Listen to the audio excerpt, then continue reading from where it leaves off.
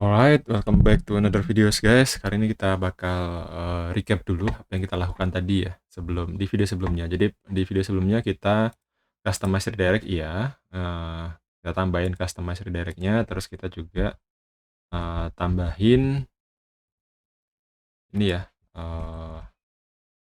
URL create nih. Di URL create kita tambahin handle record creation. Nah, ini kita tambahin di sini. Oh, di ini aja ya, biar bagus ya. Nih. Nah, nih. Jadi kita tambahin dua ini di creation-nya. Di creation-nya kita tambahin dua hal nih. Satu, kemudian kita tambahin lagi ini get redirect URL.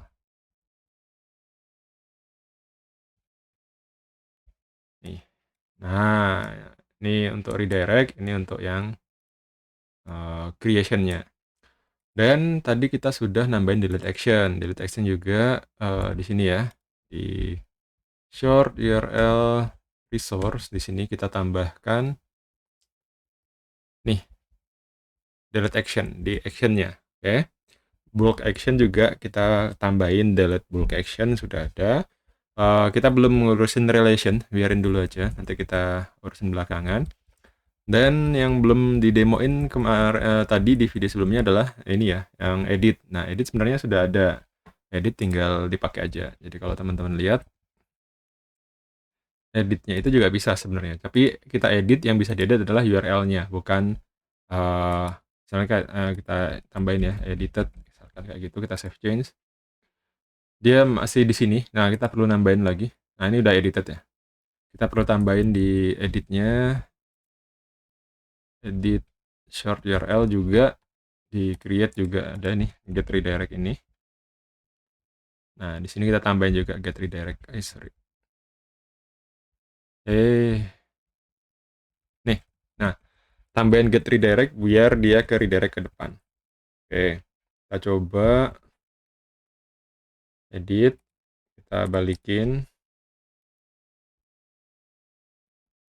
Ini kan, nah dia balik ke depan. Ini udah good behavior. Searching sudah ada, sorting juga sudah ada gitu ya. Ini kita tinggal clear. Nah, ini udah beres. Dan apalagi ya? Edit udah, create udah, delete juga sudah. So, sekarang kita mau mulai prepare untuk multi tenancy-nya. Jadi multi usernya. Nah, untuk multi usernya sekarang kita mulai prepare di seeder. Di database seedernya kita nge-call user seeder kan ini ya. Di user seeder itu ada yang ini user gitu kan. Nah, ini kita tambahin satu user baru lagi ya. Misalkan kita kasih nama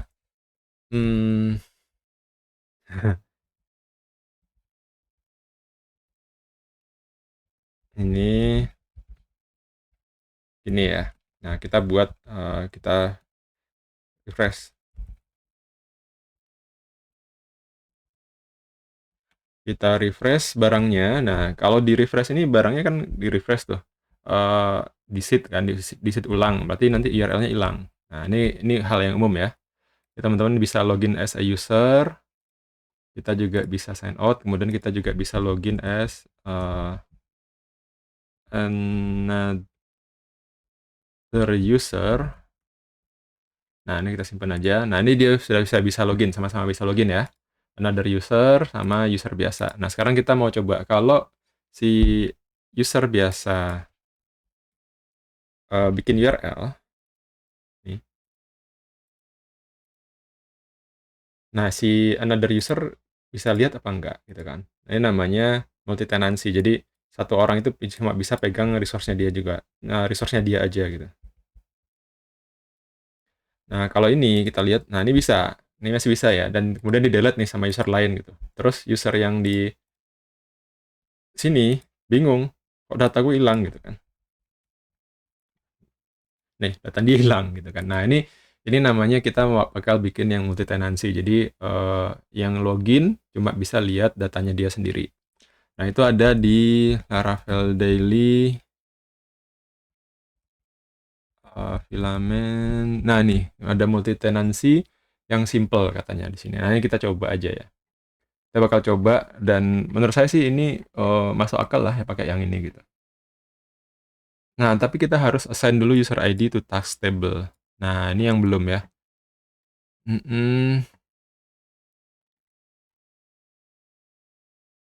Oke, kita harus boot filtering. Nah, ini pakai global scope gini kan. Oke, administrator to see all entries gini ada, terus filament count-nya juga ada. Oke, oke. Ini nice, ini nice, ini nice. Ini kita ikutin aja ya. Tapi kita harus agak panjang juga nih prosesnya karena kita pakai library dan kita nggak tahu gimana cara nge-handle-nya. Nah, di sini ada ini. Ini ada di library-nya user URL.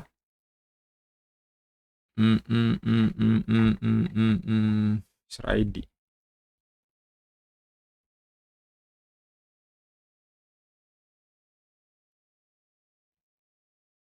Apa ya? Kemarin ada kok.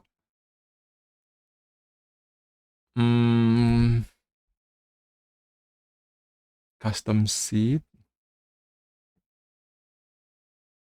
Sebentar ya. Custom key, tracking visitor, enable tracking, tracking IP address, tracking device type, custom short URL. Ah, ini tenan ini loh.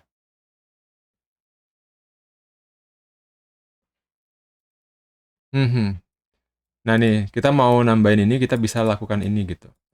Pakai builder, before create, ini. Model tenant ID adalah ini. Nah, tapi kita kita harus bikin migration dulu sih. Kita harus bikin migration, nambahin kolom di sini ya. Ya, coba ya, kita lihat ya. Berarti untuk itu kita perlu section baru. Ya. Ini multi tenancy. Ini ya. Nah, ini agak topik yang agak ribet sebenarnya, tapi harus dilalui gitu ya. Pertama kita create migration untuk add column user ID ke short URL table. Nah, ini ya. Ini langkah pertama nih. Ini harus dilakukan. Nah, gimana caranya? Kita masuk ke migration. Artisan make migration. Add user ID to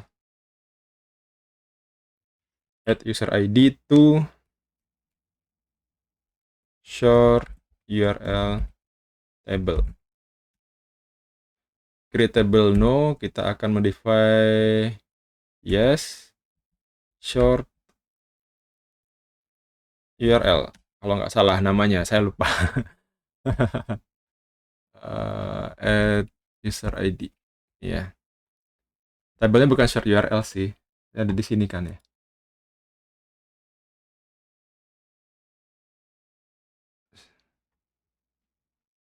Nah, namanya short URLs gitu kan. Table short URLs dan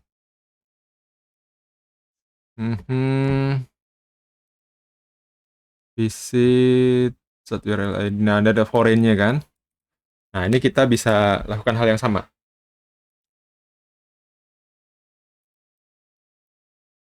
Add foreign key to user ID.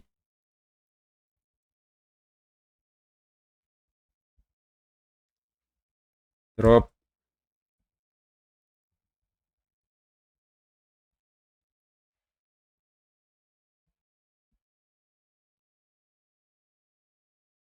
bentar ya, kita lihat dulu. Saya lupa cara bikin foreign key yang benar. Laravel 11 foreign key. Ada kok. Database migration foreign key constraint. Nah, ini foreign ID, user ID on user. Tapi dia bikin dulu ini kan. Since this is a router verbose, when using the foreign ID method, you can call return that this. The foreign ID method is blah blah blah. Nah, ini pakai foreign ID, user ID. Nanti dia itu bakal ngikutin ini, gitu kan? Kita udah follow foreign ID, user ID. Oke, constraint ini apa nih? Oke, ini udah constraint, ini berarti udah bisa. Drop-nya apa ya? Drop foreign ya. Drop foreign. Oke.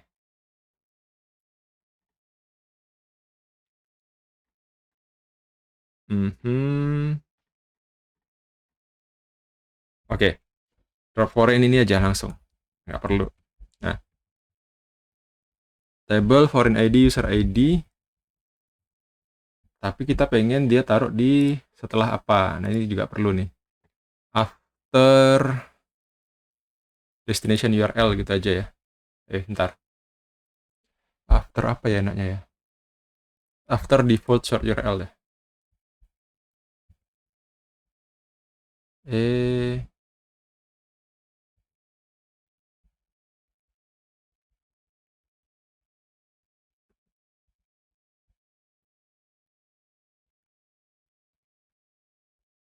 nah ini coba ya. Kita trial dulu. Mau? Kita coba short URL.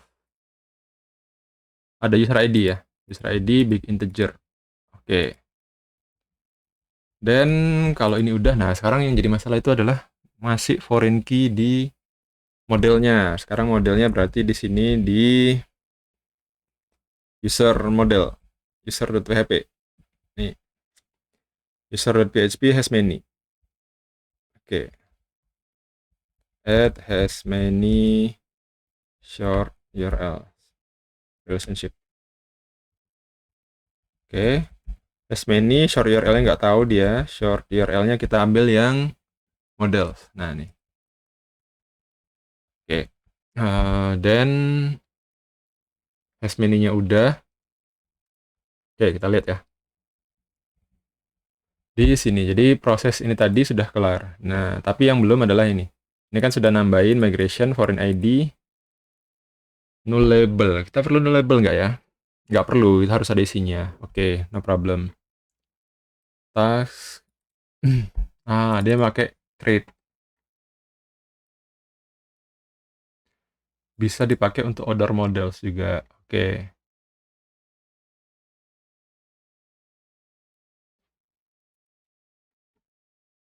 Models, traits, multi-tenant table. Oke, ini creating function model user ID, out ID. Jadi kalau ada proses create, dia ngambil user ID dimasukin ke situ. Oke, ini mirip sama yang punyanya SLN ya. Ini ya. Dia ngasih before create. Tapi ini nggak perlu kalau kita pakai trade. Kalau pakai trade nggak perlu ini, karena dia bakal panggil ini. Oke, kita pakai trade aja. Ada yang nggak tahu trade. Kalau nggak tahu sama, saya juga nggak tahu. Tapi yang penting kita pakai. Nggak harus semua yang kita coding kita tahu gitu ya. Ini models, kita bikin folder namanya trade. Terus kita kasih nama multi-tenant table. Oke, kita coba ya.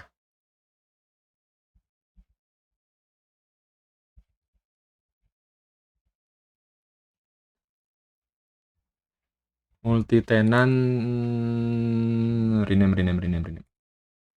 Multi-tenant table gini ya. Kita kopas aja. Ini artinya nanti kita bisa pasangin kelas ini, trade ini, kok dia nggak ada warnanya? Kok curiga gue? Kok curiga guys? Rename. Lihat aja. Trade. Oh iya, sorry. Salah. Multi-tenant table.php gitu kan. Ini harus PHP dulu. Ini. Nah, baru gini ada warnanya guys.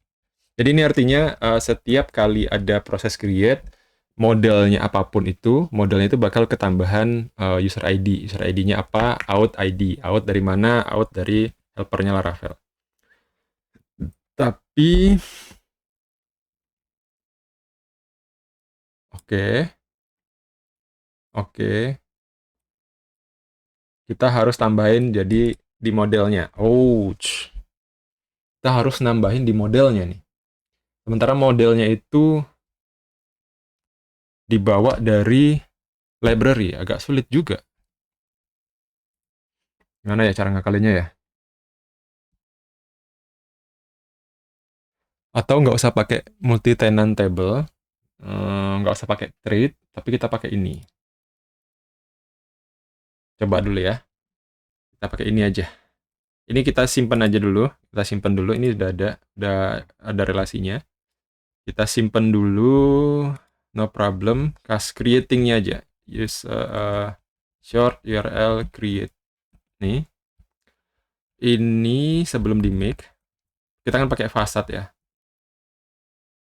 Ini namanya aja, ini namanya doang yang beda ya. Ini kan dia ambil fasad terus dia namain short URL builder. Kalau ini saya kasih fasad gitu kan. Before create.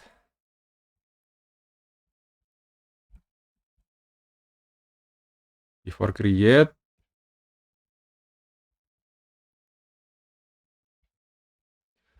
Short URL-nya ini adalah sebentar modelnya. Oke. Oke. Short URL user ID adalah out ID. Oke, ini benar. Jadi setiap kali dia create, kita bakal masukkan user ID-nya. Oke, coba ya. Kita coba. Kalau gagal ya, maafkan. User, new short URL, kita kasih create. Oke, kita cek di table.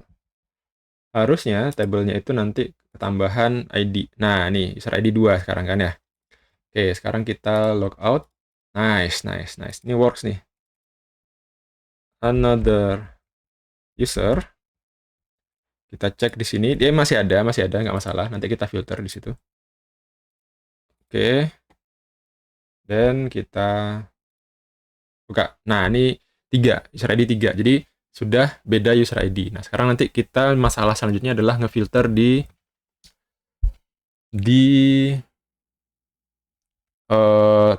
tampilannya ini. Oke, kita pakai ini. Kita pakai multi tenant table. Alright. Gimana ya? Filtering data by user ini sebenarnya. Tapi ini harus pakai thread dan threadnya itu ditarik. Yang jadi masalah modelnya itu nyantol sama library-nya gitu ya. Seandainya dia itu lepas tuh enak tuh. Apa kita ambil aja ya? Kita ambil aja modelnya, taruh di model kita sendiri. Terus bisa pakai thread. Wait. Enaknya yang mana ya? Ini kita tambah aja ya. Tambahin aja.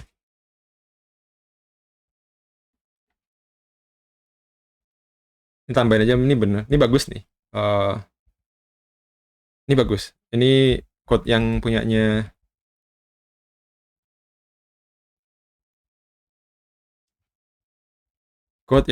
Ompovilas ini bagus. Created by user ID builder, eloquent builder. Bukan. Aduh, mana nih? Terlalu umum nama builder ini ya. Ambil aja nih. Ini bagus nih. Where? Ini benar. Tapi masalahnya kita modelnya punyanya library. Gimana ya enaknya ya? Oke, ini kita simpan dulu. Nanti di next video kita coba solve ya. Kayak itu ya. Tapi di sini saya juga lihat di codingan yang lain, di code-nya yang ini dia pakai ini. Jadi di URL resource dia ngasih ini public static function get eloquent query. Cuma saya belum tahu ini diapain, buat apa, tapi kita pakai aja coba. Mungkin lebih cocok ya untuk case yang ini ya. But ya gitu ya, kadang agak abstrak, gak jelas. Tapi kita coba dulu, yang penting works. Short URL resource, dia nambahin function di bawah sini. Nih. Jadi get eloquent query-nya biar user ID sama dengan ini with global scope, soft deleting scope. Saya nggak tahu ya, ini soft delete-nya jalan nggak sih di sini? Nggak ada soft delete, jadi kita biarin aja. Nih, oke. Coba ya, kita coba. Jadi ada dua quote nih sekarang. Ini catat dulu, catat dulu, catat dulu. Ini terus ini pakai trade atau pakai custom code. Ada dua, ada yang pakai trade, ada yang pakai custom code. Kalau misalkan si library-nya itu bisa kita pindah modelnya, maka lebih enak pakai trade. Kalau ternyata nggak bisa, kita pakai custom code. Yang penting dia jalan dulu. Nah, ya coba dulu ya. Nih. Nah, ini udah. Jadi ini cuma punyanya another user doang, yang tenancy ini. Nah, coba kita tambahin user URL nih. Create. Ini si another user ya. Another user punya dua link. Linknya Filament sama Laravel Daily. Yang user